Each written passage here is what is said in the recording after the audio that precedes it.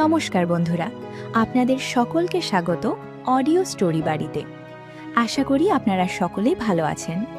আজ আমরা আমাদের বিশেষ ধারাবাহিক একলা পথের লড়াই এর একটি নতুন অধ্যায় শুরু করতে চলেছি।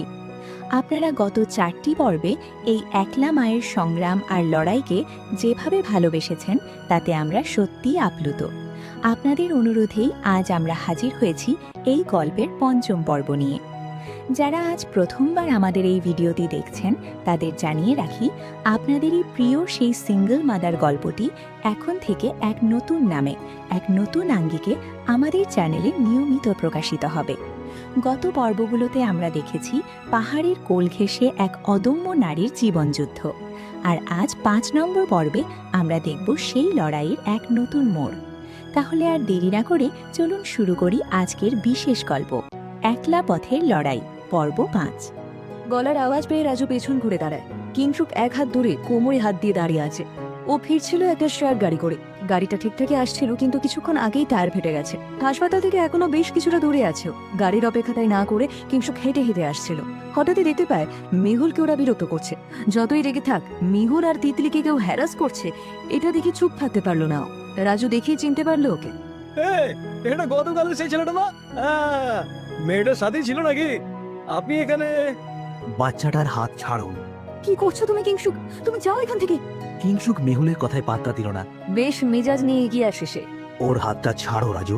আর যদি না ছাড়ি? তিতলি কিংসুকে দেখে বেশ খুশি হয়েছে। কথাটা কানে গেল না বুঝি? ওর হাতটা ছাড়ুন। মেহুল দোটানায় পড়ে গেছে। একদিকে রাজু বিরক্ত করছিল বলে টেনশন হচ্ছে ওর, আবার কিংসুকের জন্যই এতগুলো কথা ওকে শুনতে হচ্ছে। আজ আবার কিংসুক এসে নাক গলিয়েছে ওর ব্যাপারে। রাজু এবার তিতলির হাতটা ধরে টান দিল। ছাড়বো না। না ছাড়লে আমাকে কিন্তু অন্য ব্যবস্থা নিতে হবে। কিংসুক, উল্টো পাল্টা কিছু করো না প্লিজ। আর ঝামেলা তুমি বাড়িও না। রাজুর সাথে যে ছেলেগুলো ছিল তারা এতক্ষণে গাড়ি থেকে নেমে এসেছে। গাড়ি থেকে নেমে নিচে দাঁড়িয়েছে, কিন্তু কিচ্ছু বলেনি। আমি শেষবারের মতো বলছি, ওর হাতটা ছেড়ে দাও। রাজু তিতলির হাত ধরে টানে। না, ছাড়বো না। কিংসুক আর সময় দিল না। তিতলির হাত ধরা অবস্থায় রাজুর হাতটা মুচড়ে দিল। রাজু চিৎকার করে হাতটা ছেড়ে দেয়। কিংসুক তিতলিকে কোলে তুলে নিল। আমি তোমাকে সাবধান করেছিলাম, তুমি শুনলে না। রাস্তায় দাঁড়িয়ে ওদেরকে অপমান করছিলে কেন? কি চাই তোমার? টাকা চাই তো? আমি তো কালকেই টাকা দেবো বলেছিলাম। বলো কত টাকা চাই? কিংসুক, তুমি আবার এমন করছো কেন? রাস্তায় দাঁড়িয়ে এভাবে অপমানিত হতে ভালো লাগছে তোমার? কি বলছে এই লোকটা? আপনি যেটা করলেন ঠিক করলেন না। তুমি যদি আবার ওদের অপমান করো তাহলে আমি আবার ভুলটা করব। তোমার টাকা চাই, আমি এক্ষুনি টাকা দিচ্ছি। স্ক্যানার দাও, টাকা তুমি এক্ষুনি পেয়ে যাবে। রাজু ছেলেটা মেহুলের দিকে বিশ্রী ভাবে তাকালো। এরকম লোক রেখেছেন ম্যাডাম? আপনার তো ভাগ্য ভালো দেখছি। এমন লোক রেখেছেন যে টাকা চাইলে। তুমি তখন থেকে লোক কাকে বলে যাচ্ছ? তুমি জানো আমি এদের কে হই? এসব কি আর জানার দরকার হয় বলুন? কথা দেখেছি তো আপনি ব্যাচেলার মানুষ হয়ে এরকম একজন। কে ব্যাচেলার? আমি এই বাচ্চাটার বাবা। বন্ধুরা, গল্প কেমন লাগছে? ভালো লাগলে ঝটপট একটি লাইক দিন এবং প্রিয়জনদের সাথে শেয়ার করুন। চলুন পরেরটুকু শোনা যাক। এমন কথা শুনে মেহুল তো অবাক হয়ে গেল আর রেগেও গেল। তিতলির চোখ বড় বড় করে চেয়ে রইল। তার বেশ মজা লাগছে। তার বারবার মনে হচ্ছিল তার নিজের বাবা যদি থাকতো তাহলে সে ঠিক আঙ্কেলের মতোই হতো। কিংসুক, তুমি? কি কিংসুক? তুমি এতক্ষণ ওদের সত্যি কথাটা বলনি কেন? আমি তোমার হাজবেন্ড, সেটা ওদের জানা উচিত। মেহুল যেন নিজের কানকে বিশ্বাস করতে পারলো না। ও কথাই বলতে পারলো না, খেই হারিয়ে ফেললো। কি বলছে কিংসুক? তুমি এসব? কিংসুক হয়তো নিজেও জানে না সে আসলে এটাই বলতে চেয়েছে কিনা, কিন্তু পরশুদিন তিতলি আর মেহুলকে দেখার পর থেকেই তার মধ্যে অসম্ভব তোলপাড় করছিল। সব সময় মনে হচ্ছিল এরা দুজনে তার নিজের কেউ, আর এতগুলো লোকের সামনে ওদের দুজনকে হ্যারাস হতে দেখে তার মাথাটা ঠিক রাখতে পারেনি। গতকাল যে মেহুল এত অপমান করেছে, ওর গায়ে হাত তুলেছে, কিংসুক সেগুলো হাওয়ায় উড়িয়ে দিয়েছে। নয়না গত রাতে তাকে বলেছিল সারাটা রাত শুধু মেহুলের কথাই ভাবতে, কিন্তু সে পারেনি, কারণ পরিস্থিতি নিয়ন্ত্রণে ছিল না। কিন্তু মেহুল আর তিতলি তার মনে কোঠায় আছে। আজ অজান্তেই বলে দিয়েছে তার মনের ভেতরে লুকিয়ে থাকা সত্যি ইচ্ছেটা।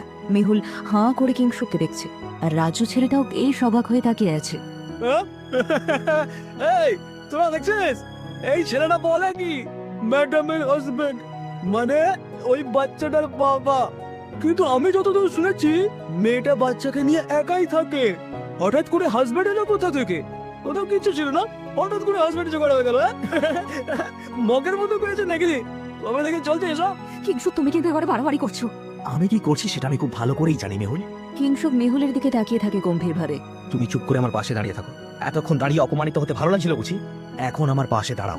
মেহুল চুপ করে গেল।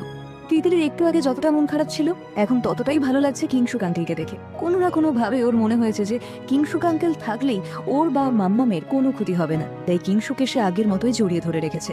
এতক্ষণ হাঁটতে একটু কষ্ট হচ্ছিল, কিন্তু কিংশুক কোলে নেওয়ার পরেই সে ওর কাঁধে মাথা রেখে নিজের কষ্টটা দূর করতে চেয়েছিল।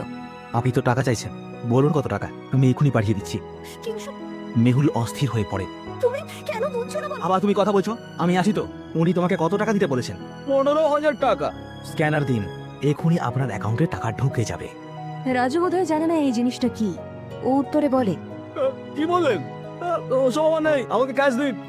দেখুন, আমি তো আর 15,000 টাকা ক্যাশ হাতে নিয়ে ঘুরে বেড়াচ্ছি না। কোথায় এটিএম আছে, চলুন টাকাটা তুলে দিচ্ছি।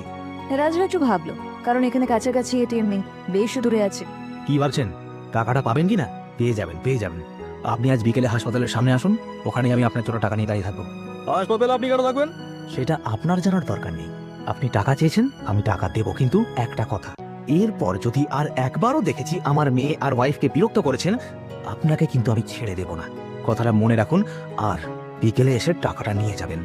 আচ্ছা, হাসপাতালে গিয়ে কি বলবো? আপনাকে তো আমি চিনি না। ডক্টর কিংশুক, এই নামটা বললেই আমাকে ডেকে দেবে। ওকে, চলো মেহুল। মেহুল তখনও দাঁড়িয়ে আছে। কিংশুক তিতলিকে কোলে নিয়ে মেহুলের হাতটা ধরলো। কি হলো, শুনতে পাচ্ছ না? এসো। মেহুলকে টেনে নিয়ে ওদের চোখের সামনে থেকে সরে আসে। রাজু গাড়িটা নিয়ে ওপরের দিকে চলে যায়। ওরা পাহাড়ি পথের বাঁকে অদৃশ্য হয়ে যেতেই মেহুল হাতটা ছাড়িয়ে নেয়। চোখে মুখে একরাশ রাগ আর বিরক্তি নিয়ে বলল, এটা কি করলে তুমি? তুমি জানো এর ফল কি হবে? যা করেছি বেশ করেছি। কি বললে? বেশ করেছো? তুমি কিন্তু মাত্রা ছাড়িয়ে যাচ্ছ কিংশুক। তাই? কিংশুক বেশ শান্তভাবেই কথা বলছে। আমি যে কিছু ভুল করিনি সেটা তিতলিও বুঝতে পারছে, অথচ তুমি বুঝতে পারছো না। কি তিতলি, আমি কিছু ভুল করেছি? তিতলি হেসে ঘাড় দাঁড়ে। ঠিক আছে, তুমি যা খুশি তাই করো। ওকে নামাও কোল থেকে, আমরা একটা জায়গায় যাব। সে যাও, কিন্তু তুমি কোন আকেলে ওকে নিয়ে হাঁটছো? কাল ওর গায়ে জ্বর ছিল, মনে নেই? এই দুর্বল শরীরে ওকে তুমি হাঁটিয়ে নিয়ে যাচ্ছ? দুর্বল হোক, ও পারবে সব সহ্য করতে। তিতলি মেহুলের মেয়ে। আরে হ্যাঁ হ্যাঁ, জানি তোমার মেয়ে, বারবার বলে তোমাকে প্রমাণ করতে হবে না। ভালোবাসি ভালোবাসি বললেই কি সবকিছু প্রমাণ হয় নাকি? তোমাকে দেখেই বুঝেছি। কি বোঝাচ্ছ শুনি? তুমি তো সারাদিন ভালোবাসি বলতে, তারপর কি করলে? বিয়ে করে আমাকে ভুলে গেলে। এতে কি প্রমাণ হয় তুমি আমাকে ভালোবাসো? তুমি যদি ভেবে থাকো এখানে দাঁড়িয়ে আমি তোমার অপমান সহ্য করব, তাহলে খুব ভুল ভাবছো। হ্যাঁ তিতলি, নেমে এসো। এসো বলছি। তুমি কি কলেজে পেয়ে থাকবে? নেমে এসো।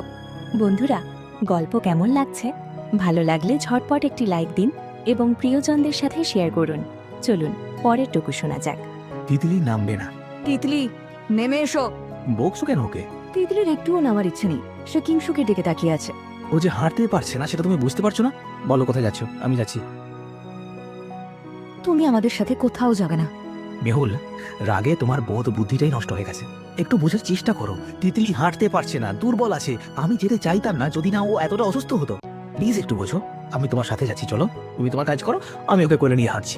উফ, মেহুল চুপ করে গেল। ও ভাবলো, গতকালের ঘটনায় তিতলির খারাপ লেগেছে, মুখটা ফ্যাকাশে হয়ে গেছে। আমি কি এতটা নিষ্ঠুর হয়ে যাচ্ছি নাকি? কাউকে বুঝতে চাইছি না। কেন এরকম পাথরের মতো হয়ে গেলাম আমি? কারোর সাথে কথা বলতে ইচ্ছে করে না, মিশতে ইচ্ছে করে না, শুধু যন্ত্রের মতো কাজ করে যাচ্ছি। মেহুল আর কথা না বলে হাঁটতে শুরু করে। কিংশুক তিতলিকে কোলে নিয়ে ওকে ফলো করে। কিংশুক জানে না মেহুল কোথায় যাচ্ছে, তার একটাই কথা মনে হচ্ছে, এরা দুজনই আমার ভবিতব্য, আর আমি এদের নিয়েই ভবিষ্যতের পথে হাঁটবো। বন্ধুরা, গল্প কেমন লাগছে? ভালো লাগলে ঝটপট একটি লাইক দিন। এতক্ষণ আপনারা শুনছিলেন একলা পথের লড়াই সিরিজের ৫ম পর্ব। আশা করি আজকের এই বিশেষ পর্বটি আপনাদের ভালো লেগেছে।